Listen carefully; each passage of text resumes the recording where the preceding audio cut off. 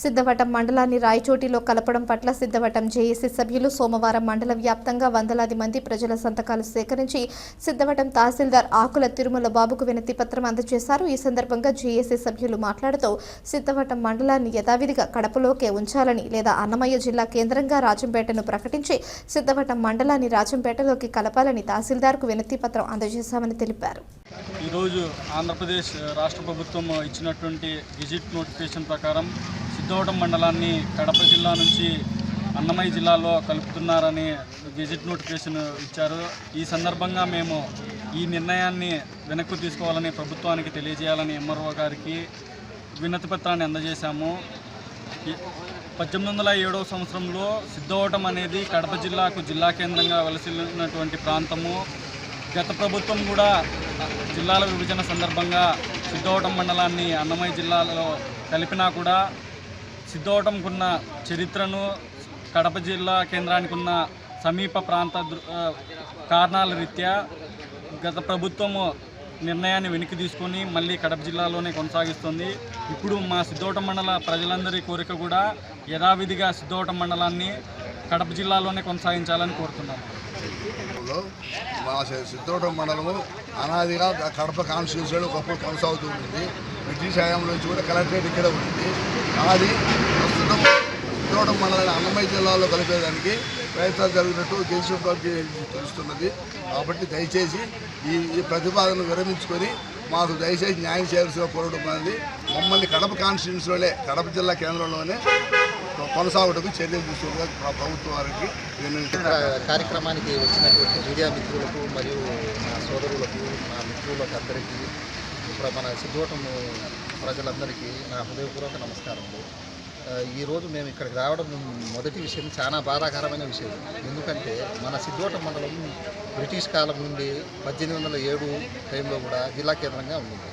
2009 వరకు కూడా మన సిద్ధవటం మండలం వచ్చి మన కడప జిల్లాలో ఉండింది. కానీ అప్పటి నియోజకవర్గాల పునర్విభజన ప్రకారం అయితే ఓటింగ్ లిస్ట్ మన ఓటింగ్ ద్వారా మనం రాజంపేటలో కలపడం జరిగింది.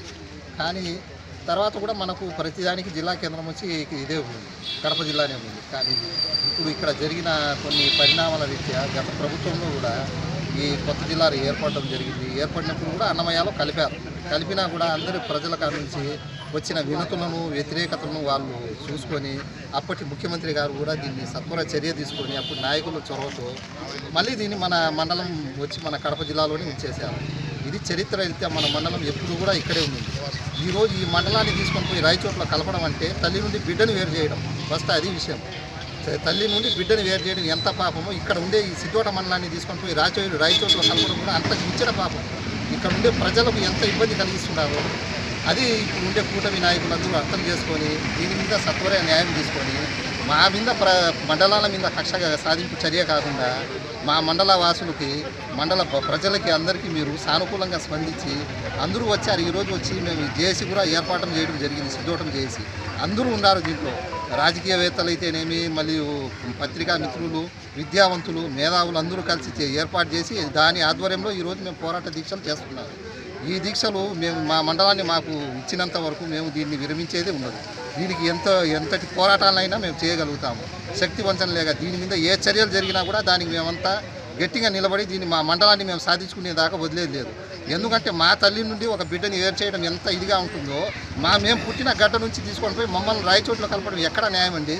కూటమి పెద్దలు కానీ కూటమి నాయకులు కానీ దీని మీద చొరవ తీసుకొని లేకుంటే ఇది ఈరోజు స్టార్ట్ అయిన ఈ పోరాటం వచ్చి మహా పోరాటంగా ఇది సునామీగా తయారై మీ ప్రభుత్వానికి 2 మండలాల్లో ఇబ్బంది కాకుండా ఉండాలంటే దీని మీద సత్వర చర్య తీసుకొని ఇక్కడ ప్రజలకి మీరు వచ్చి మేము సంక్షేమ పాలన అంటున్నారు కదా, గత ప్రభుత్వం చెడు చేసింది అన్నారు. Okay, happy. మదనపల్లి 50 కిలోమీటర్లు ఉండే మదనపల్లిని తీసుకొని పోయి జిల్లా చేసినప్పుడు మమ్మల్ని 90 కిలోమీటర్లు ఉండే వాళ్ళని తీసుకొని పోయి రాయచోట్లో కలపడం ఏ న్యాయము? మాకు మీరు రాజంపేట కేంద్రంగా చేయండి, మేము వద్దడం లేదు కదా, రాజంపేట కేంద్రం చేయండి, మేము దాంట్లో అయినా ఓకే. లేని పక్షంలో మమ్మల్ని కడపలో కలపండి. మాకు యథావిధిగా ఉండేదాన్నే మాకు పెట్టండి.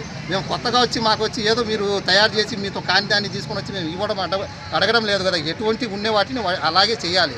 ఈ రెచ్చగొట్టే ధోరణిలో ప్రజల్ని ఇబ్బంది పెట్టేది చేయకూడదు. ఏ పరిపాలన కూడా అది గుర్తుపెట్టుకొని గౌరవ ముఖ్యమంత్రులు ఉప ముఖ్యమంత్రులు అందరూ చొరవ తీసుకొని దీని మీద మా ప్రజల బాధను మనోవేదను ఈ ఉసురు మీకు తగలకుండా ఉండాలంటే మీరు దీని మీద బాగా తీసుకొని మంచి నిర్ణయం తీసుకొని మా మండలాన్ని మాకే ఉంచండి. లేకుంటే దీని మీద జరిగే పరిణామాలు జేఏసీ ద్వారా జేఏసీ సభ్యులు మండల ప్రజలు అందరూ కలిసి చాలా తీవ్రంగా దీని మీద మేము ప్రతిఘటిస్తాం.